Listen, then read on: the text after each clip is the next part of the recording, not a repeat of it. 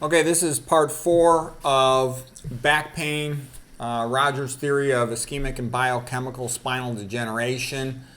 All right, what I'm showing you now is that you can get bony fusion in the back of the spine across the spinous processes. SP is for spinous processes, and these can fuse. Okay, so that's through the interspinous ligament. They can also fuse posteriorly on the supraspinous ligament. And when you fuse the spinous processes, that's called Bostrup's disease. Sometimes we'll call it kissing spine disease. And the bottom line is just more of the same thing. You can see you're almost progressed to a full interbody fusion right here. Okay, and you got disc space narrowing, end plate erosions, gaseous disc degeneration at L5S1. You got early OPLL right here at L2-3. And you've got Bostrup's disease. So all of these are manifestations of the spine trying to fuse itself due to ischemic and biochemical degeneration, leading to segmental instability that I referred to earlier. Okay, now here is sagittal CT, and what you can see here in the back is the ligamentum flavum. And the ligamentum flavum, the yellow ligament, and this, by the way, right here is an axial CT, like transverse. So sagittal is to slice the body side, side, side, side, side, from side to side. Axial is to slice the body like a loaf of bread from top to bottom. Okay, so the posterior ligament right here is called the ligamentum flavum. You can see it's very hypertrophic, bony hypertrophic here. This is OLF, ossification of the ligamentum flavum. You can see there's some OPLL right here at this level, ossification of the posterior longitudinal ligament. It happens across the posterior disc space, okay? Here's what it looks like on axial CT, ossification of the ligamentum flavum, OLF. Okay. By the way, dish is by far the most common. Next most common would be OPLL and interbody fusion are about the same depending what level you're at. I see both of them all the time. Probably interbody fusion is a little more common. Okay, now I'm going to show you something else, that skeletal fluorosis due to having fluoride in your drinking water and in your toothpaste will also cause hypertrophic bone growth of the spine because it's damaging the collagen ligaments, and fluoride itself causes an osteoblastic reaction in the bone cells, the bone forming cells, to produce this bone, and it looks just a lot like dish. Okay, typical city in the Western world has fluoridated water, which is a really stupid thing to do because it's a major toxin. It's toxic to your brain, it's toxic to your bones, it's toxic to your gonads. It's just stupid. It contributes to making people, sick and stupid. All right. Oh, there's some other things about it. Fluoride will bind to calcium and other positive ions in the blood at a lower blood calcium level, and that leads to increased parathyroid hormone. And that leads to increased bone resorption. So you also get this mixed picture of increased sclerosis in terms of the osteophytes, but you'll also get simultaneous osteoporosis at other spots. So it increases the risk of spinal fractures. Because a lot of people ask me about osteoporosis, and they're all thinking about, should they take a medicine for it? Should they go for screening for osteoporosis? And I'm saying one of the first things you should do is you should filter your tap water with reverse osmosis is the most practical thing. You can get it under the sink for about, $500, $600. You can get a countertop RO filter for about $300, $350. They're well worth having. You don't want to be poisoning yourself every day with this toxic water. Okay, here is anterior vertebral body bridging osteophytes, again from skeletal fluorosis. There's some endemic areas in some countries, like in India, where they just have a lot of fluoride in the water. And there were some of those in Asia. I think in Asia, Mongolia, China or something. That's where that word mongoloid came from, for mentally retardation, in an area where they had endemic high fluorosis, because it's a brain toxin. It lowers IQ. Okay, here you can see lateral bridging osteophytes. These are the anterior bridging osteophytes of skeletal fluorosis, looking exactly the same as dish. Okay, and the typical Westerner is exposed to both.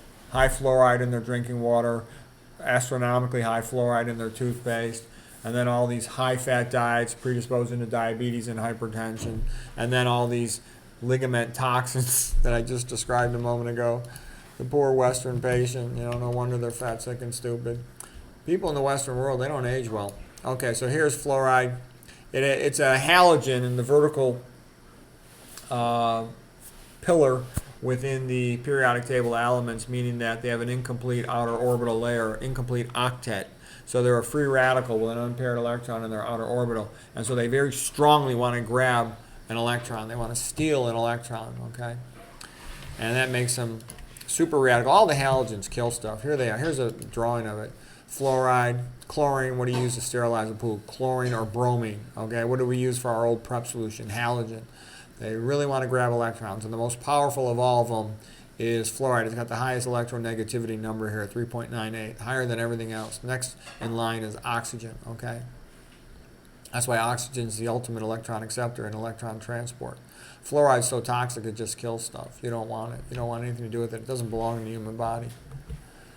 Okay, here's just showing you examples of skeletal fluorosis in other locations can cause, a little bit of bone overgrowth in other sites like along ligaments. Here it is being associated with OPLL. I showed you its association with DISH. It discolors the teeth. It's bad. You really don't want anything to do with it. You don't want it in your toothpaste. You don't want it in your drinking water. Here's another thing, and this is going to be talking about AGEs, advanced glycation end products. So you get increased advanced glycation end products when you have diabetes because you start running side reactions out of glycolysis, something called methylglyoxal, MGO. So they come primarily from eating high-fat diets. You don't want to eat high-fat diets. You don't want to eat high-fructose corn syrup. But you get dietary advanced glycation end products too just from eating high-fat foods. This is another reason why you want to avoid animal foods, which are almost always high-fat, and you want to avoid them also, these nuts and seeds. They're not as bad as like the worst, like fried animal food, but they're still pretty bad. Advanced glycation end products. I think this whole recommendation of nuts is just more advertising ridiculous. Okay, these are other things that damage the ligaments. I kind of talked about this already, alcohol, caffeine, tobacco smoke. So caffeine too, okay? You don't want that, okay? Caffeine's totally overrated. Influence of caffeine on collagen synthesis in human skin fibroblasts. Not good.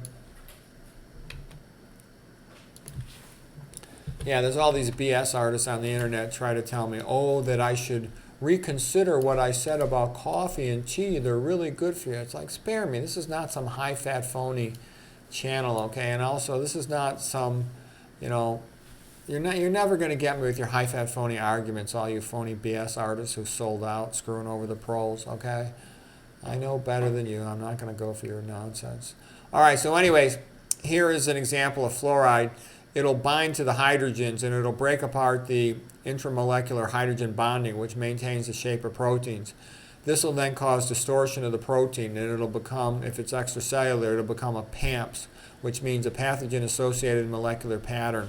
So this can cause autoimmune disease. So this is an example of how it can cause an autoimmune disease. It's almost like the concept of a hapten, meaning a small molecule distorting the shape of another molecule and thus making it seen by the immune system as being foreign and thus to be removed. Okay. So it's just an additional mechanism and explanation of why fluoride damages the spine. And like I said, it stimulates osteoblasts, but in some areas it also causes osteoporosis. It's a mixed reaction, and it's all bad for the spine. Okay, we're going to talk a little bit about glyphosate. Glyphosate is glycine phosphate, and it's used primarily as a weed killer on non-organic stuff. This entire book is all about it, Toxic Legacy.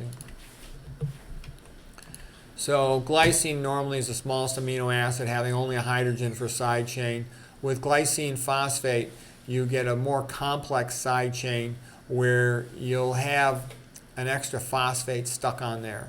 A little more than that, but the key thing is an extra phosphate stuck on there, and that's highly charged and it's big and bulky, and that's going to distort the shape of the amino acid, but it's able to bind to the protein and be incorporated into it in distorted shape, according to the research of that lady doctor there, Seneff.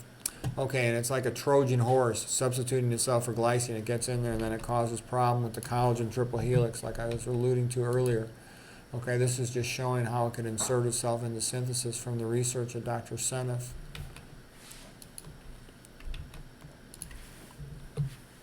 Okay, and here's an example of it. Glycine's often an amino acid in an enzyme active site because it's so small it allows room for the substrate to come into the pocket of the enzyme. But when you got the big phosphate hanging on there and the negative charge, that'll push the substrate away and it'll cause dysfunction of enzymes. Okay, I'm talking about it in the context of collagen, but I just wanted to give you that as an example. Okay, I'm not going to go into any more of this stuff on GP. All right, I think we're going to end it there for now. That'll be the end of this part 4, and we'll come back to this other stuff later. I hope you found that helpful.